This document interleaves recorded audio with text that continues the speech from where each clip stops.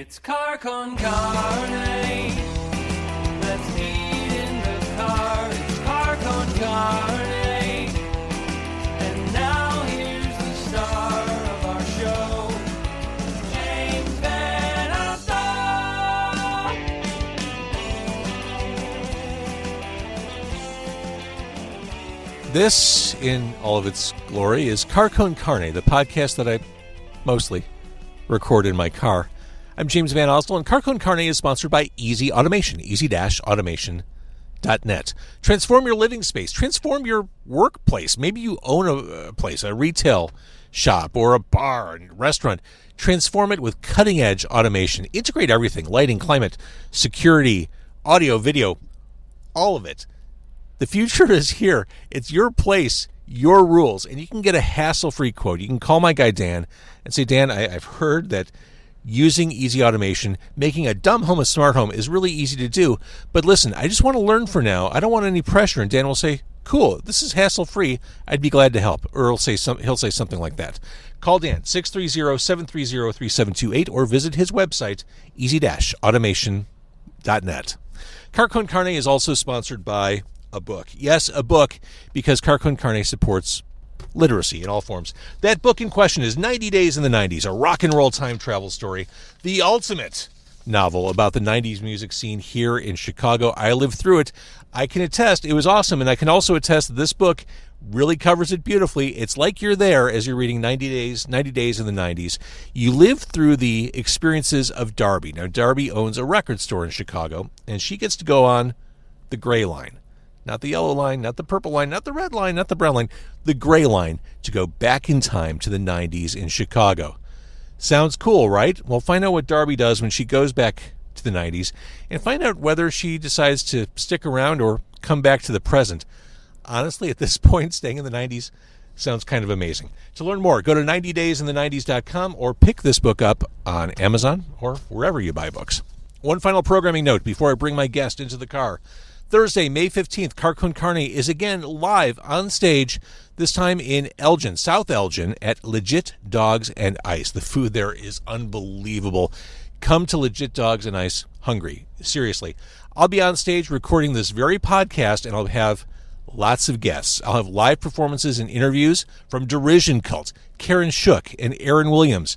Live comedy and an interview from Chris Bonget. And I'm also going to be joined by Carson Souza of Obscurity Brewing. We'll talk brewing. We'll talk craft brewing. I said this before on the podcast. I think that the craft brewing industry is very similar to the independent music industry. Lots of overlap. The hustle is certainly similar. All this is happening at Legit Dogs and Ice, 8:30 sharp. It is absolutely free. Thursday, May 15th. Be part of the broadcast and hear yourself, maybe see yourself, on this podcast sometime in May. I failed to mention in my intro, Car Con Carne is a Q101 podcast. Threadless, the online artist community and design marketplace, is celebrating its 25th anniversary this year. 25th? 25th. Somehow.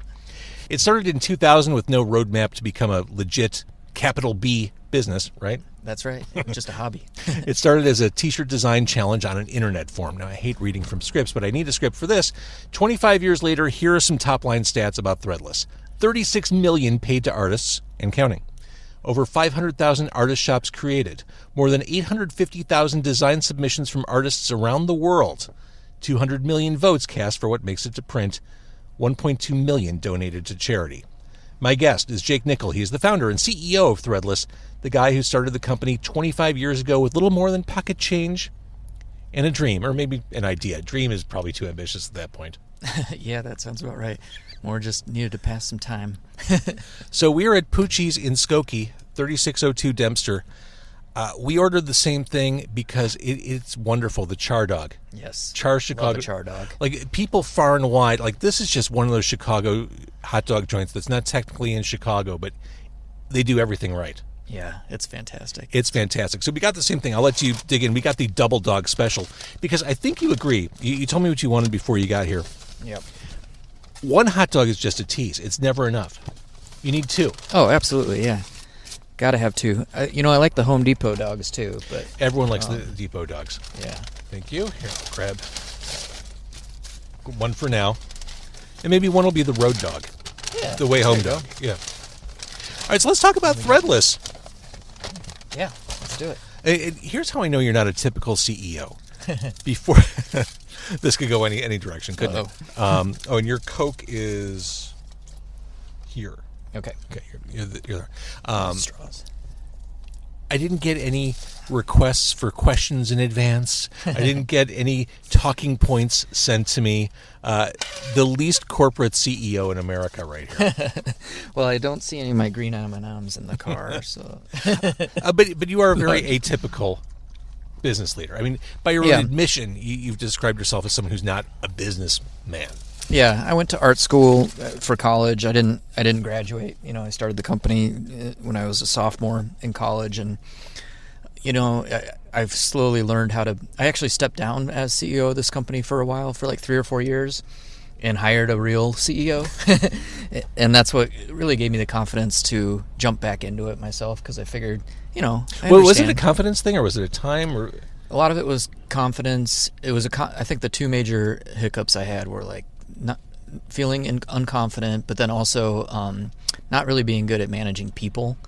I'm a maker. I like to code. I like to do art and stuff like that. And when it comes to managing people, I needed to find some help with people I trust to help build out the team and such.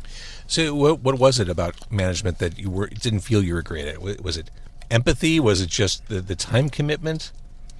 Empathy is a big one where and I don't know, I also have a very DIY mentality. Like, I don't like to micromanage. I want, and the people that we hire, I like to be able, for those folks to be able to just get to their work on their own without too much management. And I was just spending too much time of my day managing people where I wanted to do stuff, I guess, in those earlier years. What would your employees say about you now? Man.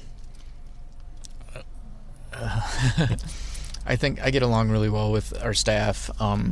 It's tough. I think the hardest number one thing running a business is those moments where you have to part ways with somebody. Whether it's you fire them, they quit, you lay them off. It's so challenging. Like, to this day, I find those moments so difficult. I think you're supposed to, though, right? If you're doing it right. Yeah. No, I guess I hate to ever lose that, because then something must be wrong. But it's, like you said, I didn't start this company to be a business. My wife's a chemical engineer, and I was thinking she'd be the one to make the money in the family. And I'm a developer, and I just was kind of messing around with code and built the website, and it slowly snowballed into something and became what I do. And for all the reasons Threadless has become successful, I think the core one is finding a community and nurturing it. That seems to be the secret to success for so many, especially web-based companies.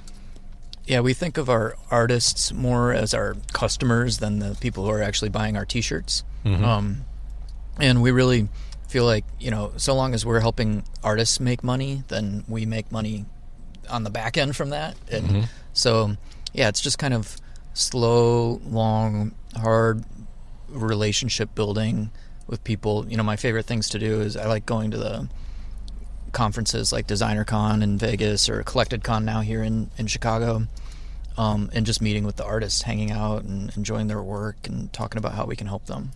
You're one of them. Yeah. All right, let's open some hot dogs here. Yeah.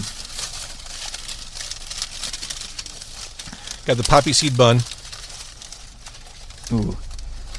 Got the pickle. I've already lost my pickle.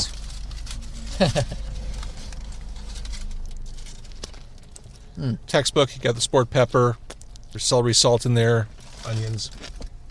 But the grilled makes all the difference. I do like a char dog. You can get them steamed here too, right? Right, of course. But I always go char for sure. I always go char because no one else does it. Yeah. It is rare. It feels special. It's like a late Easter brunch right now. And maybe stereotypical dad stuff, but I love cooking over fire too, and it's just, yeah. Do you have a smoker? I do, yeah, like with charcoal. It's one of those master built gravity fed smoker. That's awesome. But I prefer cooking over just like wood fire.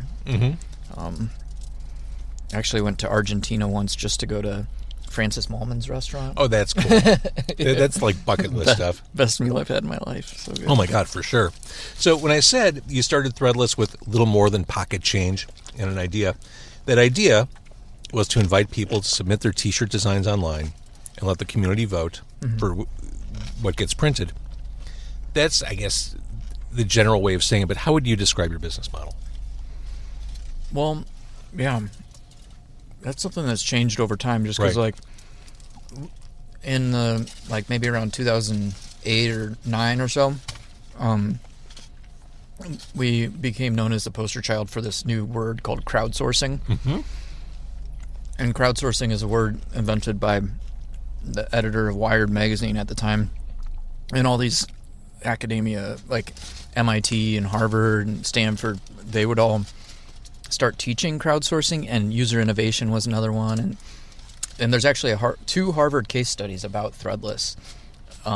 And so I got down a trap. This is a really long way of answering your question. So I'm fast. You have two Harvard studies about your business model. yeah. And I got to sit in a lot of those classes and Oh my God. learn like what the students think of our business. But during that time, I started taking what we're doing really seriously. And It's a user innovation platform for crowdsourcing. But no, I mean, it's just a community of artists making cool stuff together with your friends. I mean, and then, of course, we sell it on merch, which the place that Threadless started was a forum for digital artists. So Right. artists would like make art on their computer, and there'd never be anything in the real world of that art. It's all just on screen. So I was like, why don't we print some stuff on posters, print some stuff on T-shirts, and then we can have it. And so that's where the merch kind of came from. But then it's always just really cool for an artist to see their design on a T-shirt. Oh, for sure. And from your perspective, the weirder the better. Mm-hmm. Again, this is a person who is friend of the artists. Like you like the out there stuff, maybe even some of the darker stuff.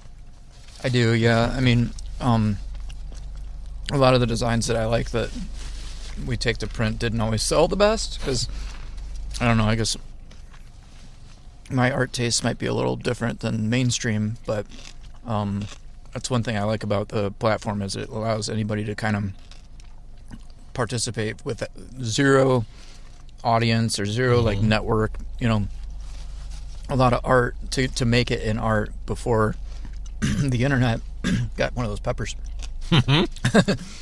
You had to have a good network with galleries and Right. And I like that it's a level playing field on Threadless for all artists that can upload and tap into a market without having a gatekeeper so much like that. And you started out of a tiny Chicago apartment. Mm-hmm. Yeah. And so the first couple of years, and a lot of this is documented in this book. Yeah. Yeah, that book we did for our 10-year anniversary, and started Threadless in I had a little 400 square foot studio apartment, and I would put my computer in front of the door when I was coding the site so that I wouldn't leave. And my co-founder and my wife both went to Purdue down in Indiana, and so they would come up every once in a while to help ship orders. She wasn't my wife at the time, but my wife now. So yeah, she's been involved in the business since day one, and she's actually still works at Threadless. How many people do you currently employ? It's a pretty small team, about 20 people right now, but we drop ship everything from Right. Our suppliers, so there's a pretty large network of suppliers out there making it all happen. So for the first couple of years, you got the computer in front of the door. Everything you make is going back into the business. Mm-hmm. Yeah, have set up a separate bank account. Every dollar of T-shirt sales that came in, we would use to print more T-shirts, and that probably went for good two years at least before I even paid myself a penny from it. I swear to God, this sounds like being in a local band. Yeah, probably. It's the same hustle, the same idea. Like, okay, we made $100 at the show. We're going to buy more merch for the next show. Yeah, exactly. It felt like that. And, I was working a full-time job while going to school part-time. And, yeah, I hired my first employee before I even started paying myself, and that's when I kind of dropped out of school. And was that the moment when you knew, okay, this is a business? Yeah. It was like, I got to choose. I can either finish my degree or I need to really start giving this thing some life. So working out of the apartment, you eventually moved to the warehouse. Yep. That was a few years after that? after you Yeah, started? I think that might have been like 4 years in. I think 2 years in, I quit my job and dropped out of school. And then 4 years in, we actually started doing, when I quit my job and dropped out of school, we were doing web design work for clients. Mm-hmm. And Threadless was kind of proof that we knew how to build an e-commerce website. And then it was in 2004, we were kind of looking at the year-end bank account and saw that, Threadless is actually making us more money than our client work, yet we're spending 80-90% of our time on the client work. But that was eye-opening. So we fired all of our clients and started working. Even then, we didn't realize Threadless is the business. We thought we could launch like 5 more businesses like Threadless. Because how would you know? Right, yeah, I don't know. It's just something that we're like, why don't we make Threadless for music or Threadless for patterns or Threadless for typography? So the warehouse move was a big scaling up. Over the course of 25 years, I'm sure there were moments where you've had to scale and explode what you did into different directions, forward, sideways, etc. What was another big expansion or scaling moment? I think we had a lot of stumbles there on how to, ship orders fast enough so people get their T-shirts in time for Christmas. That's when my wife came in and she really took over the operations of the business. She managed our warehouse, did customer service, all the finance and accounting, the legal stuff. And she kind of just whipped the business into shape, made it real. And then we had a few things that went wrong. I remember one time that FedEx bill, they would charge us on our credit card for every single package we would ship. And we would ship, say, 200 packages in a day, but we had a limit of 50 charges per day allowed on our credit card. Oh, no. But they would keep processing them, so they'd hit the 50, and then 51 would be declined, 52 would be declined, and then they'd charge a $5 decline fee for each one. And over the course of literally 2 weeks, we racked up $150,000 worth of fees from FedEx, and that almost put us out of business. I was going to say, that sounds like an existential moment for them. Yeah, those are those kind of weird scaling things that you just don't know what to do. And then we found out because the FedEx guy just stopped showing up, and then we called up FedEx, and they're like, haven't you opened your mail about your bill? Oh, my God. So anytime you run a business, anytime you do anything in life, you make mistakes. Was that the one you learned the most from, or was there another mistake that actually helped you out in the end? It was eye-opening.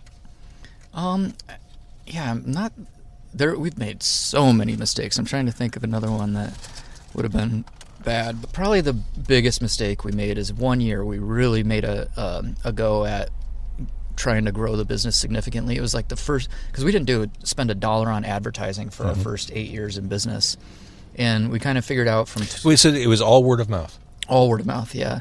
So artists would share their design. I think social media makes that a lot harder now because even if you have all these followers, you can't get in front of them without paying. And Exactly. It's really hard. But yeah, from 2008 to 2012, we really figured out an advertising strategy that worked. So in 2012 for holiday, we bought way more inventory than we normally would and planned to spend a ton of money on ads. But then that completely bombed. It just did not work at all. And we were left with all this inventory that we weren't able to sell and spent all this money on ads. And we were in a very, very tough spot there in 2012. That was a big learning. And of course, you're thinking, hey, we're out of the recession. Cool. And Yeah, then, hey, right around that time, too. Yeah. I mean, things just don't scale.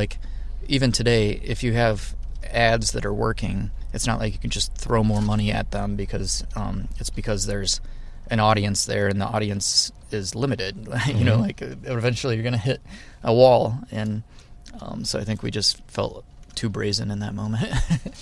Thinking about the book that I just held up, going back to that idea of community, Seth Godin is a contributor to the book. I mean, I think he summarized the business. I mean, everything he talks about is exactly what Threadless does. I mean, you kind of find your tribe, that group of people that's really invested in what you're doing.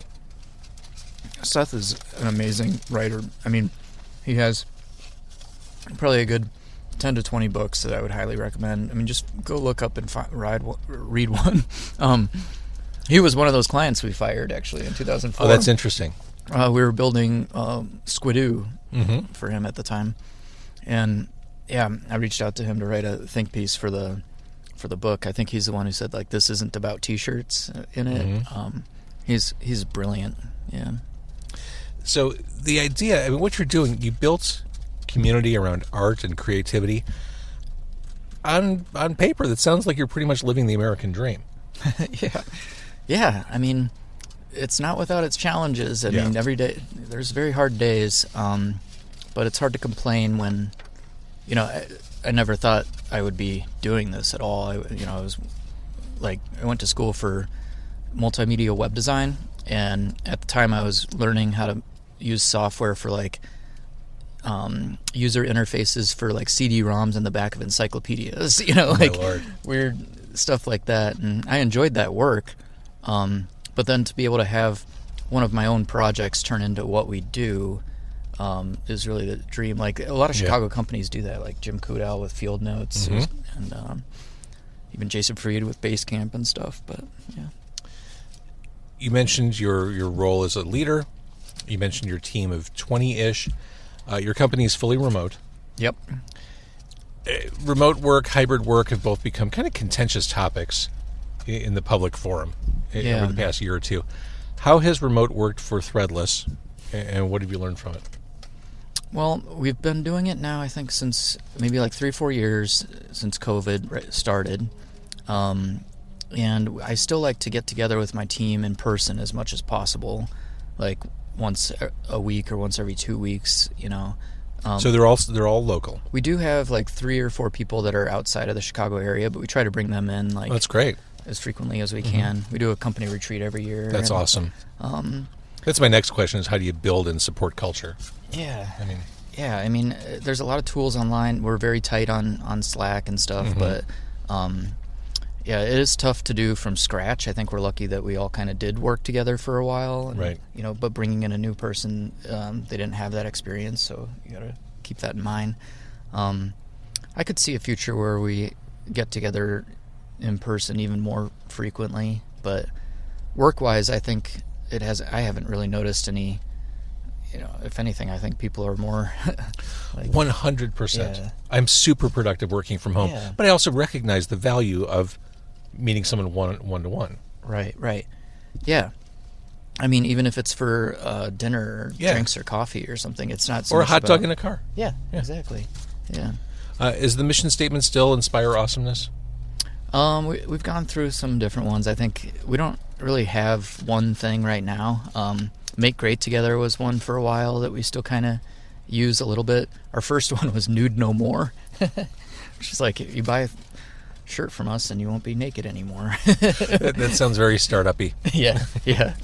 But I think, we haven't really we do have values more so than a mission right now. Like, one of them is my favorite. It's actually inspired by Seth Godin, Be an Artist. Seth says even a nurse who helps somebody feel more comfortable when they don't have to as part of their job that's that nurse being an artist. And it's about bringing a part of yourself to your job, not just being a cog in the system. Yep. But that's one of my favorite ones. Authenticity matters. Yeah. And people feed into that, and they get something out of that. Yeah. There are so many designs I've fallen in love with, and I'm sure you have as well, over the past 25 years. Some have managed to make their way all over the internet. I think my all-time favorite, this is just me personally, I love the look, is Cookie Loves Milk. Oh, yes, that's a great one. I have a poster of it in my house. Nice. Oh, man. Probably one of the original screen-printed posters, too. It's a favorite. Funkalicious has made the rounds. Yep, that's a good one. And one thing you address in the book is the food with faces trend, which I love. Yeah. That's a thing. We're actually doing a series of throwback design challenges right now for our 25th anniversary, and one of them is food with faces. So that's actually running right now. I love it. Yeah. And it's hard to talk about art for over video or audio because people can't see it. But one or two that you may think are emblematic of what Threadless is all about. So, one of my favorites was this Canadian artist that went by Ken with like 12 N's, and the design is called My Little Pony, and it's this woman in high heels that just like stepped on a pony, so it's like punctured and bleeding, and she's holding her baby away in horror, and it's just such a weird. It didn't sell very well, but I love that it can exist in this world. Yes. There's another one that is a horse where the head is actually yogurt, like a little yogurt container with a spoon in it, and yeah, that weird stuff like that just gets me. I don't know. Oh, I appreciate that stuff too. You started the artist shops 10 years ago. Yep. It's worth mentioning. I've got my Threadless shop, carquincarne.threadless.com. Oh, I'm nice. wearing Carquin Carne Threadless merch as we speak. A very handsome light blue Very cool. zip front hoodie with the logo. That's great. I think that's cool. It makes it so that people who aren't necessarily of the caliber of My Little Pony butchering can Yeah. that brands can buy into this. Yeah, that's one thing that we're noticing. I mean, we built artist shops as a platform for artists where, Threadless, you'd kind of upload a design here or there and maybe get one printed. But with artist shops, we thought maybe an artist wants to make their own brand, like a cohesive brand across multiple designs. And we built this thing and people are using it. But then, we didn't intend this, but looking at some of our top shops, all of a sudden you're seeing like businesses in there using it or nonprofits using it or bands. And that's been really fun to see. And because the drop shipping model is just the most effective way to move ahead. Yeah, I mean, you never think about with how much you're losing with the inventory not sold, right? I shouldn't have bought all those smalls. Damn it, I didn't know. Right, with having everything made to order, it just makes everything better. But it took a while for the quality to really get to, and even when the quality was getting to the point to mirror screen printing, the price was just way too high. It's still much more expensive to print on demand than it is to screen print in bulk. I mean, if you're going to make 15,000 t-shirts, you're going to screen print them. But oh yeah. Well, I was going to ask too, does all the craziness in the world right now, does any of that trickle down to Threadless? Do you have any kind of production issues because of tariffs, etc.? Yeah, it's starting to a little bit. Our blank garments come from some different places that are affected. And I think more so the diminished value might be an issue for us. We do have a couple products that are made in China and then drop shipped directly to the customer from there, mostly our bucket feet. But most everything, for the most part, I think we're in pretty good shape. We were thinking if it does start to affect us that much, we might, rather than raise our costs on the product itself, we might add a line item to checkout for, a trade war fee. Because it's transparent. Yeah, and it's also who knows what's going to happen tomorrow? We need to be able to be flexible and adjust it. We don't want to be adjusting our actual product pricing every 5 minutes. Right. I mean, you have to stay nimble. Yeah. And I think Threadless throughout 25 years has been nimble. I mean, you've tried new things. You've gone in different directions. Yeah. It just really puts a damper on everything. It does. Why do we even have to be thinking about this? We should be thinking about stuff to actually grow our business, Well, let's talk about growing the business. We're 25 years in. What does the next 25 look like? What does the next 5 look like? I mean, one thing I'd like to try to figure out is to take the company vertical in some way, do our own production for some things at some point. Because it's interesting, I go to all these conferences about all this new equipment that's being made for making product on demand. That's an area there's a huge amount of innovation happening. Stuff you can do on screen printing, like glow-in-the-dark ink or puff ink or, even neck labels and stuff. They're developing stuff so that all of that can be used for make-on-demand production too. But then it takes so long for the suppliers to then integrate that into their API and then us to then integrate it there. And I'd like to have more control over that side of it. And then also just what products can be made to order is changing a lot. I mean, this wouldn't be 5 years, but in the future, if clothing is made to order, why not make it to fit our bodies exactly rather than having small, medium, large, extra large, Amen. Amen. Where does AI fit into all this? I feel like you can't talk about business in 2025 without talking about AI. I know. It's we did put an AI policy up on our website because we saw so many people just uploading hundreds of just garbage designs because it's so easy to do. I've seen some cool stuff that artists have done with it too, but we just want to make sure that artists are adding their own creativity to it, and it's not just like AI slop being plastered all over. There's the a lot of place. it out there for sure.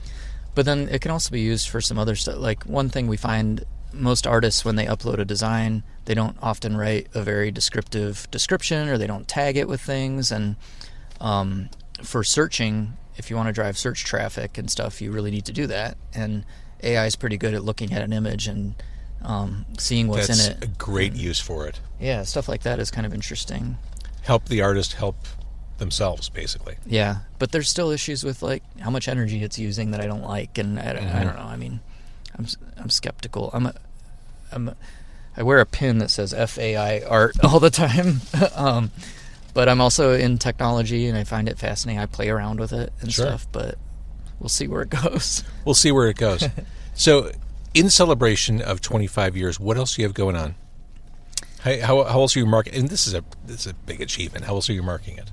Yeah, we're doing all kinds. I mean, we're telling all the stories of artists, past and present, that have come in and out the platform. I'm doing a bunch of videos of kind of my top 10 moments of things that have happened over the years. We'll probably throw a party towards the end of the year of some sort. But yeah, on social media, we're doing a ton of stuff just throughout the year. So if you follow us there, there's a lot to see. Are you a nostalgic person? Is that fun for you, or are you just kind of like, let's keep moving forward? That's a really good question. I think I am. I can get joy and sadness from nostalgia. There's some times that were really great, and it's like the what's that movie, the Pixar movie where the Inside Out, where like your good memories turn sad when you lose them.